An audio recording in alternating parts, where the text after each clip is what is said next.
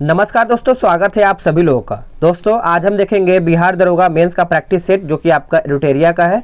Friends ये आपका mains का प्रैक्टिस सेट है। बहुत लोगों का कमेंट आ रहा है कि सर ये आपका ओल्ड प्रैक्टिस सेट है, तो आप सब लोग याद रखिएगा ये आपका ओल्ड ही प्रैक्टिस सेट है। लेकिन इसमें आपका क्वेश्चन जो होता है, अगर यही छाप करके नया बुक आपका आएगा तो क्या आप नया प्रैक्टिस सेट के हिसाब से लगाएंगे? मेरे भाई आप सभी लोग याद रखिएगा, कवर पुराना होता है, क्वेश्चन नया और पुराना कभी नहीं होता है। क्योंकि हिस्ट्री, जियोग्राफी, पॉलिटिक्स, साइंस वगैरह सब वही आपका क्वेश्चन होता है। चाहे आप प्रीवियस ईयर 4 साल पुराना लगाइए, चाहे आपका 5 साल पुराना लगाइए, ठीक है। इसमें आपका इस बुक की अगर हम बात करें, इसमें आपका 1 से लेकर के 10 प्रैक्टिस सेट दिया गया है। 5 मैंने ऑलरेडी कंप्लीट करा दिया है और आज का जो वीडियो होने वाला है ये आपका सेट नंबर 6 होने वाला है। इसको आप अच्छे से लगाइए और अपना रिवीजन कीजिए और देखिए कि आपका कौन कौन सा पॉइंट जो है आपका कमजोर है, वीक है, उसको और बेहतर कीजिए, क्योंकि मेंस में आपको और बेहतर करने की जरूरत है। तो चलिए वीडियो को शुरू करते हैं। आज का पहला प्रश्न क्या है देख लेते हैं हम। चलिए आज का पहला प्रश्न बोला गया है, किस रुधिर वर्ग का कोई एंटीबॉडी नहीं होता है? किस रुधिर वर्ग का कोई एंटीबॉडी नहीं होता है? तो आप सभी लोग याद रखिएगा, ऑप्शन जो डी हो जाएगा ए बी का जो होता है आपका एंटीबॉडी नहीं होता है। डी आपका सही आंसर हो जाएगा ए बी। नेक्स्ट क्वेश्चन है क्वेश्चन नंबर 2। बोला गया है कि अमाशय से कौन सा एंजाइम का स्त्राव होता है? अमाशय से कौन सा एंजाइम का स्त्राव होता है? तो आप सब लोग याद रखिएगा, रेनिन हो जाएगा, यानी क्वेश्चन नंबर 2 का जो है ऑप्शन आपका ए हो जाएगा। अभी देखिए एक नया मार्केट में बुक लॉन्च किया गया है, मैं आपको कवर भी दिखा दे रहा हूँ, उसको आप एक बार देखिएगा। देखिए एक नया मार्क्समैन का आया है जो कि आपका 83 टेस्ट सीरीज इसमें दिया गया है।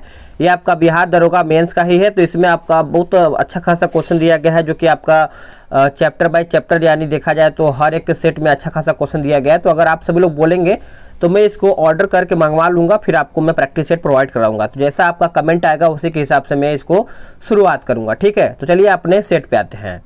चलिए क्वेश्चन नंबर 3 देखेंगे। क्वेश्चन नंबर 3 क्या बोला गया है कि जीभ के किस भाग से मीठे स्वाद का आभास होता है? आंसर हो जाएगा अग्रभाग, यानी जो आपका ये आगे वाला हिस्सा होता है, इसी से आपका मीठे वाला यानी मीठे स्वाद का पता चलता है। ऑप्शन आपका ए सही आंसर हो जाएगा। अब आते हैं क्वेश्चन नंबर 4 पे। बोला गया है कि फाइब्रिनोजेन नामक प्रोटीन का उत्पादन कहाँ या फिर किस अंग से होता है? सही आंसर आपका हो जाएगा ऑप्शन डी हो जाएगा, यकृत हो जाएगा। क्या हो जाएगा? यकृत आपका करेक्ट आंसर हो जाएगा। नेक्स्ट क्वेश्चन है कि इंसुलिन के अतिश्रवण से कौन सा रोग होता है? इंसुलिन के अतिश्रवण से कौन सा रोग जो है आपका होता है? आंसर आपका हो जाएगा ऑप्शन बी, यानी हाइपोग्लाइसीमिया। हाइपोग्लाइसीमिया हो जाएगा, बी आपका सही आंसर हो जाएगा। नेक्स्ट क्वेश्चन है कि इसमें से यानी इसमें श्वसनीय पदार्थ नहीं है कौन सा? तो ये आपका विटामिन हो जाएगा। विटामिन जो है आपका श्वसनीय पदार्थ नहीं है, सी आपका सही आंसर हो जाएगा क्वेश्चन नंबर 6 का। नेक्स्ट क्वेश्चन बोला गया है कि निम्न में से कौन परजीवी रोग नहीं है? कौन सा इसमें परजीवी रोग नहीं है? देखिए आपका पायरिया परजीवी हो जाएगा, कालाजार परजीवी हो जाएगा, पेचिस भी आपका परजीवी हो जाएगा। लेकिन जो आपका डेंगू ज्वर है ये आपका परजीवी नहीं, ये आपका विषाणु के द्वारा होता है। तो इस प्रकार से इसका सही आंसर आपका ए हो जाएगा। अगला है कि आलू के कुल नाम का मतलब आलू के कुल का नाम क्या है? यहाँ पे साइंटिफिक नेम पूछा गया है। तो इसका सही आंसर आपका क्वेश्चन नंबर 8 का हो जाएगा। आप सभी लोग याद रखिएगा, सोलेनेसी हो जाएगा, डी आपका राइट आंसर हो जाएगा। आप सभी लोग इसको अच्छे से याद रखिएगा। नेक्स्ट क्वेश्चन है कि निम्न में से कौन प्राथमिक उपभोक्ता नहीं है? प्राथमिक उपभोक्ता जो है आपका यहाँ पर नहीं है। तो 9 का सही आंसर आपका हो जाएगा ऑप्शन डी, मोर। मोर जो है आपका यहाँ पे प्राथमिक उपभोक्ता नहीं है, डी आपका सही आंसर हो जाएगा। अब आते हैं क्वेश्चन नंबर 10 पे। बोला गया कि भारतीय वन प्रबंधन संस्थान जो है आपका कहाँ पर स्थित है? ये कहाँ पर स्थित है? तो इसका सही आंसर आपका हो जाएगा ऑप्शन बी, भोपाल में। कहाँ पर? भोपाल, यानी ऑप्शन बी। अगर भारतीय वन अनुसंधान संस्थान पूछता तो आप सभी लोग का देहरादून होता, लेकिन यहाँ पर पूछा गया है कि भारतीय वन प्रबंधन संस्थान है जो आपका भोपाल में हो जाएगा। आगे देखें क्वेश्चन नंबर 11। बोला गया कि दाब बढ़ाने से द्रव के क्वथनांक पर क्या प्रभाव पड़ता है? तो सही आंसर आपका हो जाएगा, याद रखिएगा, इसका 11 क्या होगा बताइएगा? 11 का आपका हो जाएगा ऑप्शन ए, ये आपका बढ़ता है। याद रखिएगा बी, ए आपका सही आंसर हो जाएगा। अब आते हैं क्वेश्चन नंबर 12 पे। बोला गया कि ट्यूमर का पता लगाने में किस समस्थानिक का उपयोग होता है? तो सही आंसर आपका हो जाएगा ऑप्शन क्या हो जाएगा, बी हो जाएगा, आर्सेनिक 74 हो जाएगा। अगर हम बात करें सोडियम 24 का, तो ये आपका रक्त से संबंधित आपका सोडियम 24 हो जाता है, लेकिन हम बात करें क्वेश्चन के हिसाब से तो आपका आर्सेनिक 74 हो जाएगा, जो कि आपका ट्यूमर का पता लगाने में उपयोग किया जाता है, यानी ऑप्शन बी। नेक्स्ट प्रश्न है कि परमाणु बंधन कितने प्रकार के होते हैं? परमाणु जो बंधन है कितने प्रकार के होते हैं? तो सही आंसर आपका हो जाएगा ऑप्शन क्या हो जाएगा बताइए, सी हो जाएगा, 3 प्रकार के होते हैं, याद रखिएगा। निम्न में से किस अम्ल की प्रबलता सबसे अधिक है? निम्न में से सबसे अम्ल की प्रबलता पूछा गया है जो अधिक है, तो आप सब लोग कमेंट करके बताइएगा कि इसका आंसर क्या होगा। सिंपल है, बता पाएंगे आप सभी लोग। कोणीय संवेग का मात्रक क्या होता है? कोणीय संवेग का मात्रक जो पूछा गया है क्या होता है? तो सही आंसर आपका हो जाएगा ऑप्शन सी हो जाएगा। आप इसको अच्छे से याद रखिएगा, सी आपका राइट आंसर हो जाएगा। अब बताइए क्वेश्चन नंबर 16 पे, इसमें आपका मिलान करके बताना है, तो देख लेते हैं। आपका बैरोमीटर जो है आपका वायु दाब मापने वाला यंत्र है, जो कि सही है। ऑडियोमीटर जो है आपका ध्वनि की तीव्रता मापने वाला यंत्र है, जो कि सही है। अल्टीमीटर जो है आपका उड़ते हुए विमान की ऊंचाई नापने वाला यंत्र है, जो कि सही है। अमीटर की अगर हम बात करें तो ये आपका विद्युत धारा मापी यंत्र है, यानी आपका सभी सामने ऑप्शन हो जाएगा, याद रखिएगा। अब आते हैं क्वेश्चन नंबर 17 पे। बोला गया कि रेडियो सक्रियता की खोज किसने किया था? रेडियो सक्रियता की जो खोज है ये किसके द्वारा किया गया था? तो आप सब लोग याद रखिएगा, हेनरी बैक्यूरेल हो जाएगा। क्या हो जाएगा? हेनरी बैक्यूरेल, यानी ऑप्शन जो है आपका 17 का सी सही आंसर हो जाएगा। नेक्स्ट क्वेश्चन है क्वेश्चन नंबर हम देखेंगे 18। बोला गया कि मुक्त रूप से लटकी हुई चुंबकीय सुई का अक्ष भौगोलिक अक्ष के साथ कितने डिग्री का कोण बनाता है? तो आप सभी लोग याद रखिएगा, क्वेश्चन नंबर 18 का हो जाएगा 18 डिग्री, यानी ऑप्शन जो है आपका यहाँ पे बी सही आंसर हो जाएगा। चलिए आगे देखते हैं, अगला प्रश्न क्या है। बोला गया कि आंख के रंग का मतलब किसके रंग से होता है? आंख के रंग का जो मतलब है ये किसके रंग के, यानी किसके रंग से होता है? तो आप सभी लोग याद रखिएगा, ये आपका आइरिस हो जाएगा। क्या हो जाएगा? आइरिस, यानी ऑप्शन जो है आपका डी सही आंसर हो जाएगा। अगला है कि पदार्थ की चौथी अवस्था कौन सी है? पदार्थ की चौथी अवस्था पूछा गया है, कौन सा है? तो ये आपका हो जाएगा ऑप्शन सी, प्लाज्मा। क्या हो जाएगा? प्लाज्मा आपका सही आंसर हो जाएगा। अगला प्रश्न क्या है कि अंतरिम सरकार में वित्त मंत्री किसे बनाया गया था? अंतरिम सरकार में वित्त मंत्री जो है किसे बनाया गया था? तो आप सभी लोग याद रखिएगा, लियाकत अली खां हो जाएगा। ऑप्शन जो है आपका बी सही आंसर हो जाएगा। किस योजना के आधार पर संविधान सभा का गठन हुआ था? कौन से योजना के आधार पर संविधान सभा का गठन हुआ था? तो आप सभी लोग आंसर याद रखिएगा, कैबिनेट योजना हो जाएगा। ऑप्शन जो है आपका यहाँ पे डी सही आंसर हो जाएगा। अब आते हैं क्वेश्चन नंबर 23 पे। बोला गया है कि निम्नलिखित में से किस अनुच्छेद में विधि के समक्ष समानता, यानी विधि के समक्ष समता के अधिकार का प्रावधान है? तो आपको याद ही होगा, आर्टिकल 14 हो जाएगा, यानी ए आपका सही आंसर हो जाएगा क्वेश्चन नंबर 23 का। आप सब लोग इसका अच्छे याद रखिएगा। अगला प्रश्न क्या है, किस संविधान संशोधन द्वारा लोकसभा एवं विधानसभा के कार्यकाल को 5 वर्ष से बढ़ाकर 6 वर्ष कर दिया गया? तो सही आंसर आपका हो जाएगा ऑप्शन बी, 42वें संविधान संशोधन, यानी ऑप्शन जो है आपका बी सही आंसर हो जाएगा। अब आते हैं क्वेश्चन नंबर 25 पे। बोला गया है कि भारत के उपराष्ट्रपति का निर्वाचन एवं निर्वाचक मंडल द्वारा होता है जो, चलिए बताइएगा इसका सही आंसर क्या होगा। देखिए, इसकी अगर हम बात करें तो बोला गया है कि भारत के उपराष्ट्रपति का निर्वाचन एवं निर्वाचक मंडल द्वारा होता है, तो आपका उत्तर जो है आपका 25 का ऑप्शन डी हो जाएगा, संसद के दोनों सदनों के सदस्यों से मिल करके, यानी ऑप्शन जो है आपका डी सही आंसर हो जाएगा। आगे देखेंगे, अगला प्रश्न क्या है कि पंचायती राज से संबंधित विभिन्न समितियों की कालक्रम के अनुसार व्यवस्थित करके बताइएगा। देखिए, हम 26 की अगर हम बात करें तो आप सब लोग याद रखिएगा, अशोक मेहता समिति जो है आपका 1977 हो जाएगा, ठीक है। और हम बात करेंगे यहाँ पे थुंगन समिति जो है आपका 1988 हो जाएगा। मैं आपको सन बता रहा हूँ, आप इसको अच्छे से अरेंज कीजिएगा। और GV.K. राव समिति जो है आपका हो जाएगा 1985 हो जाएगा। और LM सिंधवी समिति जो है आपका 1986 हो जाएगा, ठीक है। तो आप इसको ऑप्शन के हिसाब से अरेंज अपने से हिसाब से कर लीजिएगा। अगला है कि राष्ट्रपति के विरुद्ध महाभियोग प्रारंभ करने के लिए संसद के किसी भी सदन में कम से कम कितने सदस्यों द्वारा प्रस्ताव प्रस्तुत किया जाना चाहिए। तो देखिए, राष्ट्रपति जो महाभियोग है आपका अनुच्छेद 61 के द्वारा होता है। तो इसका सही आंसर आप सभी लोग अगर याद करें तो आपका हो जाएगा कुल सदस्यों के 25%, यानी ऑप्शन जो है आपका 27 का डी सही आंसर हो जाएगा, 1/4। अगला है कि भारत के संचित निधि से राज्यों को सहायता अनुदान किसकी सिफारिश पर दिया जाता है। ये किसके सिफारिश पर दिया जाता है, तो आप सब लोग याद रखिएगा, वित्त आयोग हो जाएगा, यानी ए आपका सही आंसर हो जाएगा। नेक्स्ट क्वेश्चन है, बोला गया है कि सरकार को राजस्व एकत्रित करने का अधिकार किस विधेयक द्वारा प्रदान किया जाता है। कौन से विधेयक द्वारा प्रदान किया जाता है, तो सही आंसर आपका हो जाएगा वित्त विधेयक, यानी ऑप्शन जो है आपका यहाँ पे बी सही आंसर हो जाएगा। नेक्स्ट क्वेश्चन है कि निम्नलिखित में से कौन सा प्रस्ताव सरकार द्वारा प्रस्तुत किया जा सकता है। तो क्वेश्चन नंबर 30 की अगर हम बात करें तो ये आपका हो जाएगा विश्वास प्रस्ताव। क्या हो जाएगा, विश्वास, यानी ऑप्शन जो है आपका ए सही आंसर हो जाएगा।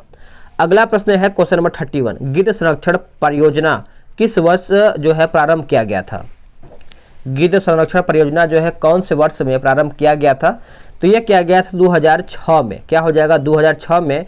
ये एक दवा आता था जिससे मतलब पशुओं को जैसे बीमार वगैरह जो होते तो उसको मार दिया जाता था, और वही पशु बाहर फेंकते पर गिद्ध वगैरह खाने पर मतलब बहुत ज़्यादा मरने लगे थे, इसीलिए परियोजना चलाया गया था संरक्षण।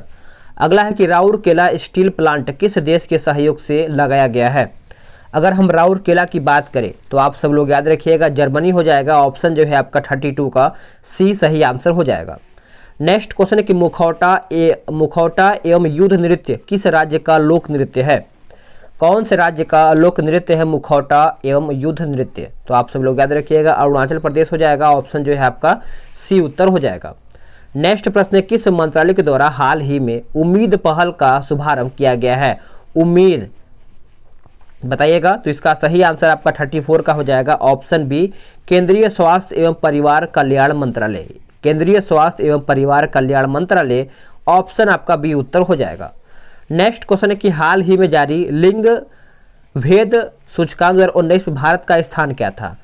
तो भारत का स्थान इसमें 112 था, ऑप्शन जो है आपका ए उत्तर हो जाएगा। नेक्स्ट क्वेश्चन है, बोला गया कि 24वां शीतकालीन ओलंपिक खेल 2022 किस देश में आयोजित किया जाएगा।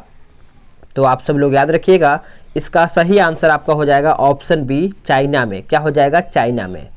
नेक्स्ट क्वेश्चन है कि अब्देल मजीद तेबनाने ने हाल ही में किस देश के राष्ट्रपति के रूप में शपथ ग्रहण किया है। देखिए, करंट अफेयर आपका 5 से 10 क्वेश्चन भी आ सकता है, 5 भी प्रश्न आ सकता है, तो करंट अफेयर का कोई ये नहीं है कि कितना आ सकता है, लेकिन ज़्यादा नहीं आता है, लिमिट ही आता है, कम से कम आता है।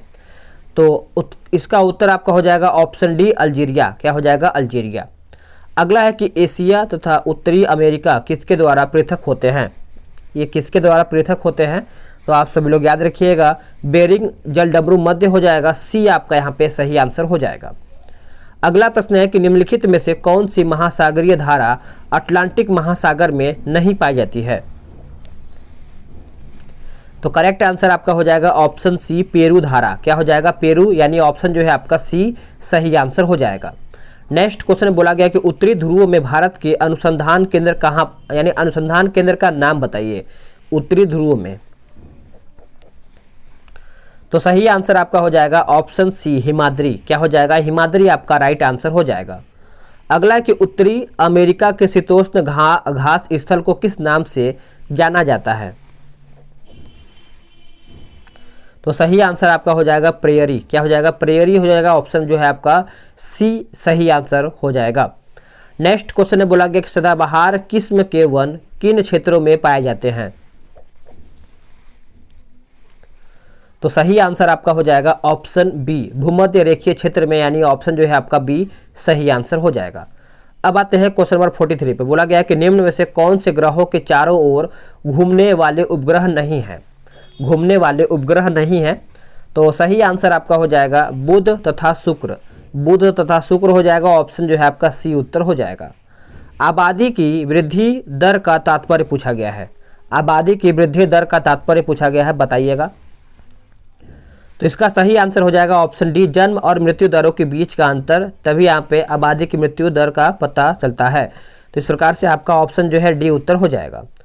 अगला है कि इंदिरा गांधी नहर को किन नदियों से पानी मिलता है? कौन से नदियों को पानी मिलता है बताइएगा। 45 का सही आंसर क्या हो जाएगा? तो ये जो पानी मिलता है सतलज और व्यास नदी से हो जाएगा। ऑप्शन जो है आपका डी सही आंसर हो जाएगा। नागा अर्जुन सागर बांध किस नदी पर बना है? नागा अर्जुन जो बांध है ये आपका कौन सी नदी पर बना है? तो आपको याद ही होगा, कृष्णा नदी हो जाएगा। ऑप्शन जो है आपका सी उत्तर हो जाएगा। चलिए आगे देखते हैं। अगला प्रश्न क्या है कि जादूगोड़ा का संबंध किससे है? जादूगोड़ा का जो संबंध है ये आपका किससे है बताइएगा।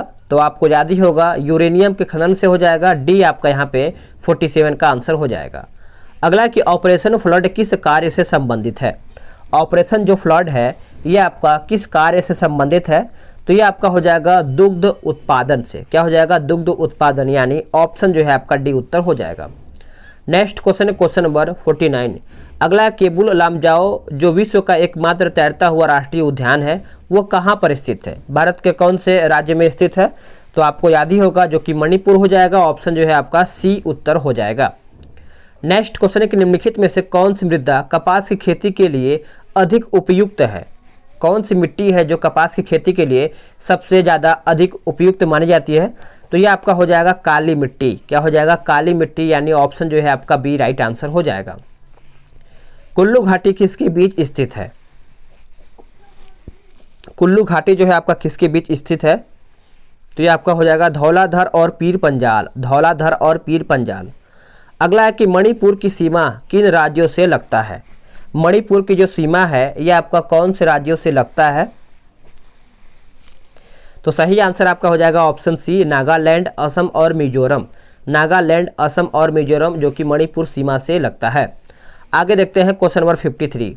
इसमें आपका क्या बोलता है कि भारत में राष्ट्रीय वन नीति के अनुसार कितने प्रतिशत न्यूनतम वन का लक्ष्य निर्धारित किया गया है?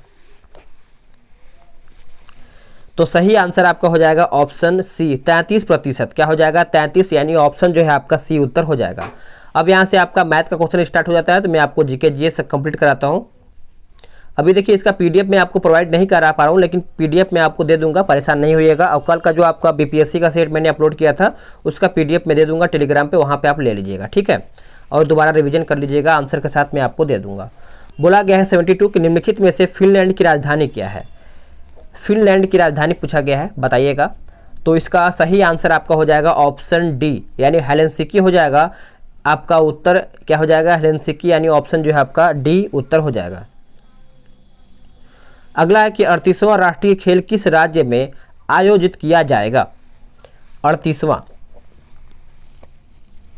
तो सही आंसर आपका हो जाएगा, याद रखिएगा, उत्तराखंड में। क्या हो जाएगा?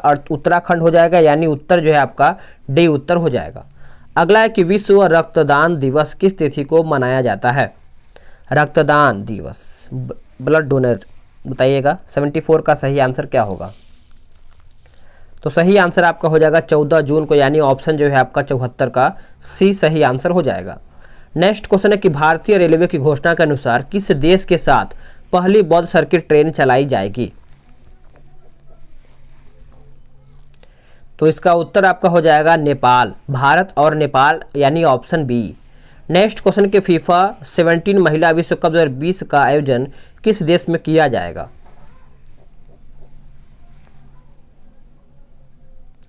तो आपका उत्तर हो जाएगा ऑप्शन डी, भारत, यानी डी उत्तर हो जाएगा। नेक्स्ट क्वेश्चन में बोला गया कि भुगतान बैंक के संदर्भ में निम्न में से क्या सही है? यहाँ पर पूछा गया है क्या सही है। तो देखा जाए तो ये ग्राहकों को ऋण नहीं दे सकते हैं, जो कि सही है।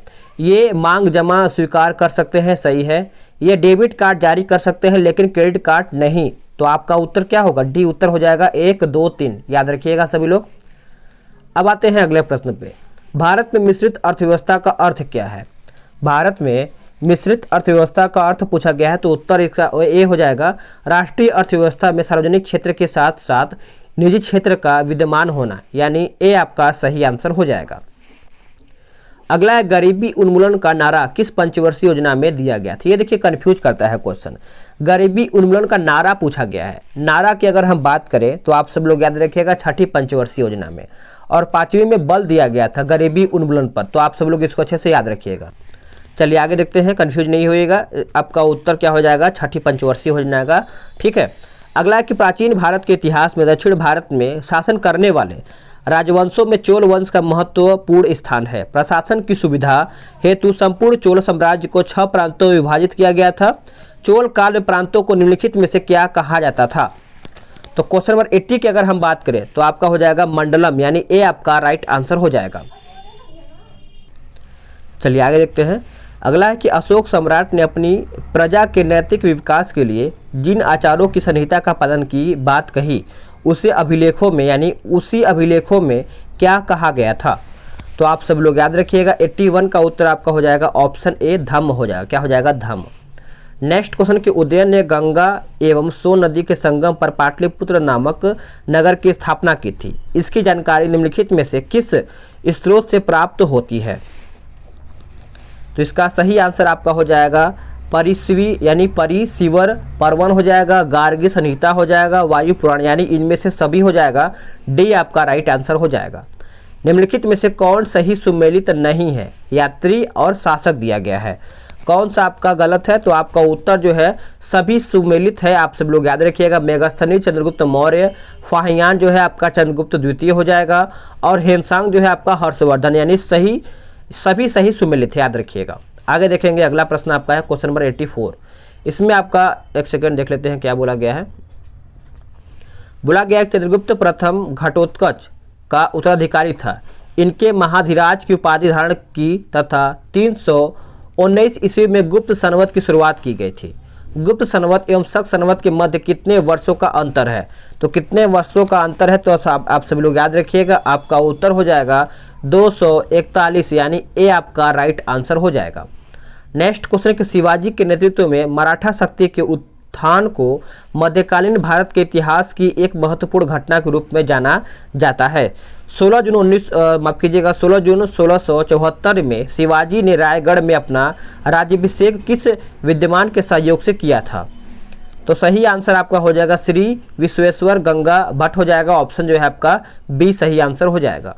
बंगाल में भक्ति आंदोलन के प्रवर्तक कौन थे? बंगाल में, तो ये आपका हो जाएगा ऑप्शन डी चैतन्य हो जाएगा। क्या हो जाएगा? चैतन्य आपका सही आंसर हो जाएगा। अब आते हैं क्वेश्चन नंबर 87 पे।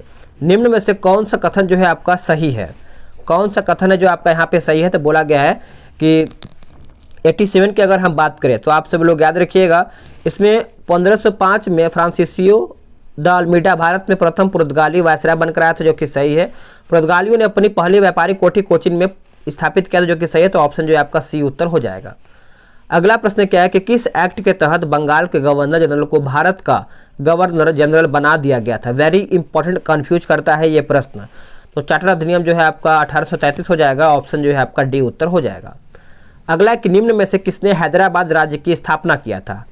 तो हैदराबाद राज्य की स्थापना आप सब लोग याद रखिएगा चिनकिलिच खां हो जाएगा। ऑप्शन जो है आपका 89 का सी सही आंसर हो जाएगा। नेक्स्ट कि मंगलौर की संधि कब हुई थी? मंगलौर की जो संधि है यह आपका 1784 में हुआ था। ऑप्शन जो है आपका यहाँ पे बी सही आंसर हो जाएगा। नेक्स्ट क्वेश्चन कि स्थायी बंदोबस्त व्यवस्थाओं के संबंध में निम्न में से कौन सा कथन जो है आपका सही है? कौन सा कथन है जो आपका यहाँ पे सही है? तो आप सब लोग याद रखिएगा। स्थायी बंदोबस्त व्यवस्था को लॉर्ड कॉर्नवालिस द्वारा 1793 ईस्वी में शुरू किया गया था, जो कि सही है।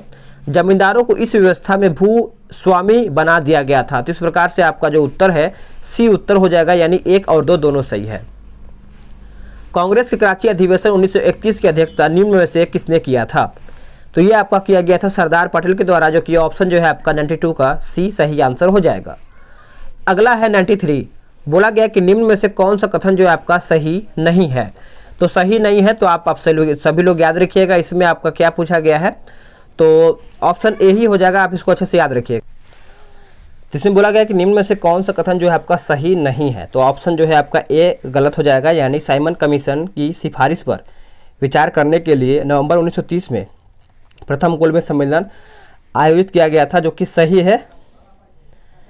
इस सम्मेलन में गांधी जी ने कांग्रेस के एकमात्र प्रतिनिधि के रूप में भाग लिया था। ये गलत है। देखिए इसमें ऑप्शन के हिसाब से कुछ क्वेश्चन गलत दिया गया है, जो कि पहला जो है आपका 1931 में पहला गोलमेज सम्मेलन हुआ था, जो कि सही है। इस गोलमेज सम्मेलन में गांधी जी ने एकमात्र प्रतिनिधि के रूप में भाग लिया था। ये गलत है, क्योंकि गांधी जी है गोलमेज सेकेंड में भाग लिए थे, यानी 1900 जो आपका 31 में हुआ था। ठीक है, 30, 31, 32 में हुआ था, तो 1931 में दूसरे में भाग लिए थे। आगे देखेंगे, किस केस में अरविंद घोष पर मुकदमा चलाया गया था? तो आपका हो जाएगा अलीपुर षड्यंत्र केस हो जाएगा, ऑप्शन जो है आपका बी उत्तर हो जाएगा। अगला है कि ईस्ट इंडिया एसोसिएशन के संस्थापक निम्न में से कौन थे? तो सही आंसर हो जाएगा आपका ऑप्शन ए, दादा भाई नौरोजी। नेक्स्ट है कि लीडर पत्र के संपादक निम्न में से कौन थे? तो मदन मोहन मालवीय हो जाएगा, डी आपका राइट आंसर हो जाएगा। पुना समझौता किस वर्ष हुआ था? पुना समझौता जो है आपका कौन से वर्ष में हुआ था? तो 1932 में। आगे देखेंगे, अगला कि भारत में सोने के सिक्के सर्वप्रथम किसके द्वारा जारी किया गया था? देखिए सोना का जो सिक्का है आप सब लोग याद रखिएगा, हिंद यूनानी हो जाएगा, ऑप्शन जो है आपका डी उत्तर हो जाएगा। नेक्स्ट क्वेश्चन कि बाघ की गुफा भारत में किस राज्य में स्थित है? तो राइट आंसर आपका हो जाएगा मध्य प्रदेश, यानी ऑप्शन जो है आपका बी राइट आंसर हो जाएगा। नेक्स्ट क्वेश्चन है कि निम्नलिखित में से कौन सा राजवंश त्रिपक्षीय संघर्ष में शामिल नहीं था? तो आप सब लोग याद रखिएगा, आपका हो जाएगा पुष्य भूति वंश हो जाएगा, ऑप्शन जो है आपका बी राइट आंसर हो जाएगा। तो फ्रेंड्स आप सब लोग के यहाँ पे 100 क्वेश्चन समाप्त हो गया है। वीडियो को लाइक और शेयर कीजिएगा और अपना कमेंट करके बताइएगा कि आपने कितना क्वेश्चन सही किया है। मिलते हैं एक नए वीडियो में, आज के लिए इतना ही। जय हिंद, वंदे मातरम।